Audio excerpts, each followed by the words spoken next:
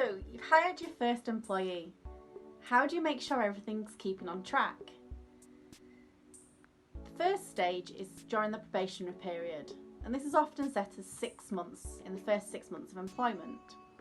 During that probationary period in very early days, it's really important to have good, strong communication. Make sure that you give your employees an opportunity to meet with you and just to make sure that everything's going on track. I often advise that this is good at weeks 4, 8 and 12.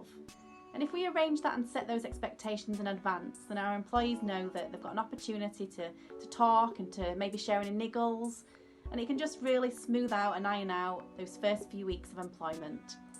So as we move from the probationary period, we need to also think about setting up more regular and permanent performance appraisal, performance management processes. So these don't have to be complicated. Be really simple. Set half a dozen clear objectives. Maybe focus them around customer service expectations, perhaps some income generation expectations, productivity or production expectations.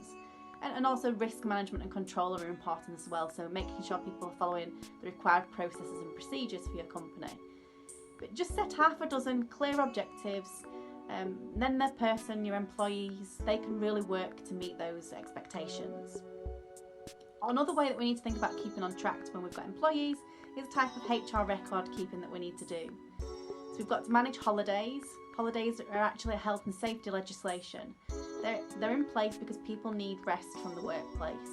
So keep an accurate record of the holidays that people have taken, and if they're falling short of holidays, make sure that you're encouraging people to book and take their holidays. Sickness, attendance records as well are really good to keep. It's good to keep progress of them, and then if we do have any concerns about people's attendance, we can just follow up and we've got the evidence, we've got the dates and situations they took absence off. Record keeping for absence as well, think about return to work interview processes. So if somebody's having time off work, always sit down with them when they come back and just informally check with them how things are, what caused their absence, if there's anything you can do to support. When we're thinking about HR record keeping as well, think about GDPR and data protection. Make sure it's stored in the accurate way.